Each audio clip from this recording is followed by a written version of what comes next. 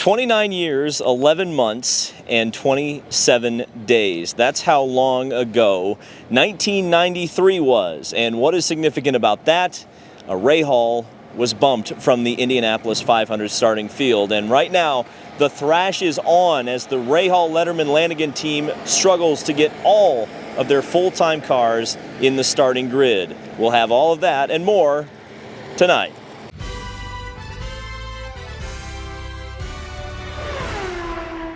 So here's the quick and dirty on today. This is the fastest field ever, or at least we're trending towards the fastest field ever. 30 cars that have qualified to this point, all 30 cars I should say, that have qualified for the race, over 231 miles an hour. That blasts away any record that is on the books at this point. All the Indy 500 only entries qualified for the race. That means at least one full-time entry is going to go home, whether it's one of the three Rahal Letterman Lanigan cars or whether it's the Dale Coyne with Rick Ware Racing car. One of them's going home. Just an insane day. There's so much stuff to talk about. Let's take a look at how things stand both for the, for the Fast 12, the cars that are locked into the field, and then the cars that are going to be going home tomorrow in the Last Row Shootout. And tomorrow, competing for the pole position will be these 12 cars. Felix Rosenquist, fastest overall at a 4-lap average of 233.947 miles an hour. That's one of the fastest 4-lap averages we've ever seen at the Indianapolis Motor Speedway. Second is Alexander Rossi, who set his time early on and never went back out, 233.5. At third place, provisionally on the front row, is Alex Palou at 233.3. The second row would be provisionally right now Rinus VeeKay at 233.3.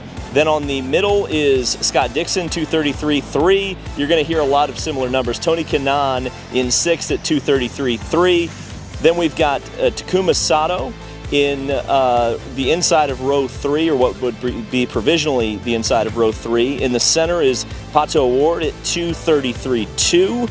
Then Santino Ferrucci. What a fantastic day for the AJ Foyt Racing team. Both cars in the Fast 12. Santino at 233.1. Marcus Ericsson, defending 500 winner, at 233 dead.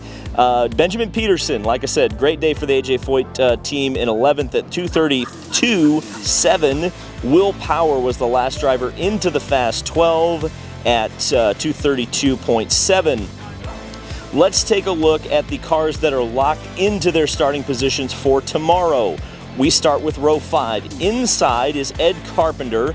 In the middle is Scotty McLaughlin, who tried so hard throughout the day to get into the Fast 12, was not able to do so. And on the outside, Kyle Kirkwood, the fastest Andretti driver in this year's field. Inside of row 6 is Connor Daly for Ed Carpenter. Middle is Joseph Newgarden, who threw the kitchen sink at it today, but couldn't do any better than the middle of row 6. And on the outside is Ryan Hunter-Reay, who's looked so strong in traffic, wasn't quite as strong in qualifying. All Honda row in row 7. We've got Romain Grosjean on the inside. In the middle is Helio Castroneves, 4-time winner, looking for 5. Looking for his first win on the outside is Colton Herta. Row number 8, locked into the show, is Simon Pagenaud on the inside. In the center is David Malukas, bump day hero today, and Marco Andretti on the outside of row 8. Row 9 is Stephen Wilson. In the middle is Devlin DeFrancesco, and on the outside is Augustine Canapino, who almost threw it all away when he went out to re-qualify later on in the day. Inside row 10, an absolutely heroic drive from Callum Ilott. We'll talk about that a little bit later on in this video. In fact, it's a whole row of heroes in row 10, all bumping into the show today. The 50 car of Able Motorsports, what a great story. They're locked in at 231.1. And Catherine Legg, the only Rahal Letterman Lanigan car in the show, on the outside of row number 10. And then we'll take a look at the cars that are going to duke it out for the last row tomorrow. 4 cars will go in, 3 will stay, 1 will go home. The fastest of those today was Christian Lundgaard at 231 miles an hour average for 4 laps. Jack Harvey in second at 230 dead. Stingray Robb, who struggled, which has been a bit of a surprise in a Dale Coyne racing car that typically has been very fast here, 229.9. And Graham Rahal, the best way to describe it right now is lost for the Rahal Letterman Lanigan team, at least for the 15 car, 228.5 miles per hour. Graham's on the struggle bus. So like I said, there's a lot of things to talk about. I'm going to hone in on a few key points. Number one, let's follow up the Honda struggles from yesterday. It was confirmed today what I heard last night, which is that the engines in the 9 and 10 Ganassi racing cars had to be changed overnight. That meant they went out for morning warm-up, but it didn't seem to affect them too much, though Scott Dixon, I think, was a little bit of a disappointment speed-wise today. Alex Palou was not. He's on the provisional front row, but also of note with Honda, only 4 of the Fast 12 made only 4 Hondas made the Fast 12. They're all the Ganassi cars. No Honda from any other team made the Fast 12. And in fact, a Honda is guaranteed to go home tomorrow. All of the Last Row Shootout competitors have Hondas in the back of them. So the question going into this, who's going to have the horsepower? Is it going to be Honda? Is it going to be Chevy? Looks like it's Chevy, at least in qualifying trim. McLaren is fast, and it's funny because I made a tweet that said Ganassi's going to sweep the front row and they're going to get the pole position and XYZ and all that other stuff. And I have a friend on the McLaren team. I won't say the name, but he has a burner account, and he replied to me and gave me a lot of crap, and justifiably so, because boy, oh boy, they were sandbagging.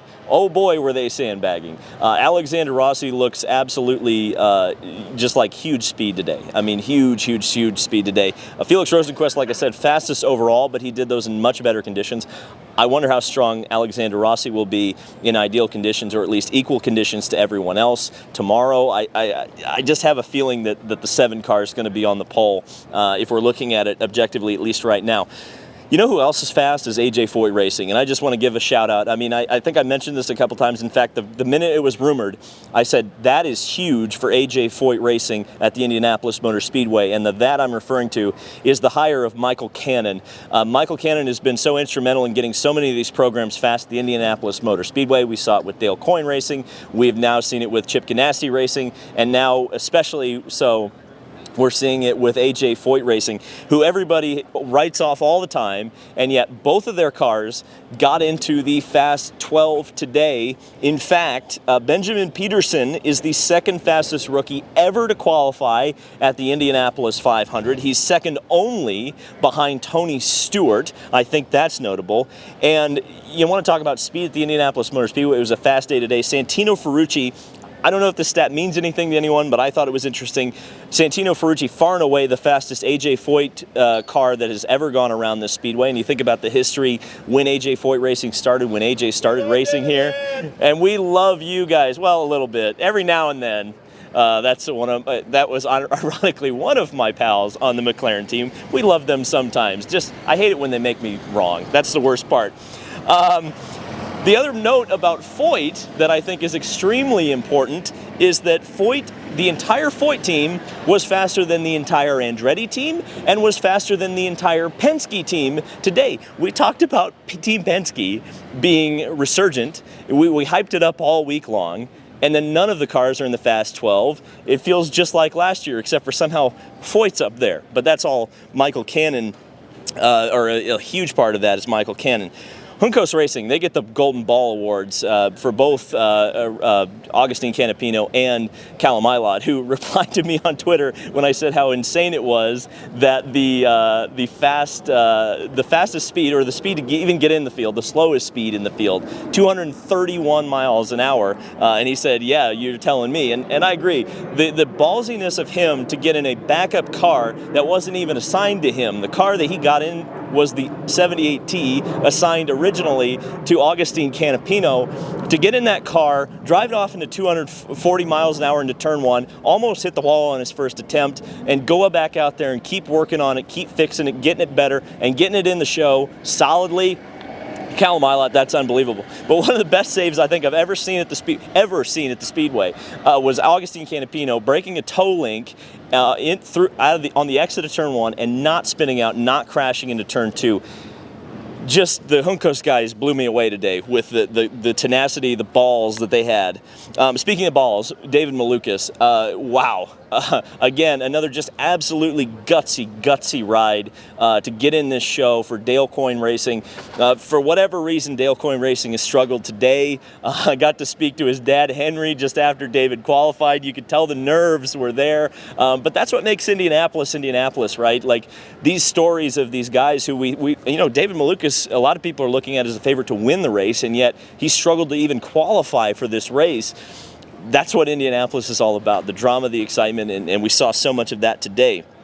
Able Motorsports, big congratulations to them. I think a lot of people, I even said it to them in the interview when I went to that shop, what seems like forever ago, but now it's only 2 weeks ago. When I went to that shop, everyone on the outside of that shop said, "Oh yeah, Able Motorsports, they're the easy bump. R.C. Anderson, he won't make the race." Well, not only did they make the race on day one, they weren't even the slowest car in the Fast 30. I think from that perspective, and they only had to make one run. You want to talk about an efficient qualification for R.C. Anderson and Able Motorsports. That was it. They did exactly what they needed to do, and just congratulations to that team, because a lot of people wrote them off. The Chevy power got them where they needed to go. That was I always thought was the question mark. Was Chevy or Honda going to be fast? Because if the Chevy was the engine that wasn't as good, the Able team was going to be in trouble. But now we clearly see that the Honda maybe a little bit is the engine that's down. And certainly when we looked at Rahal's performance last year, we kind of expected this, but we probably didn't expect it to the lengths that we've seen it now. That being said, there was positivity with the Rahal team today, and that came from Catherine Legg, the only Rahal to make the field. She's the fastest female qualifier ever in the Indianapolis 500, and she was on the bubble in 30th position at 231 miles an hour.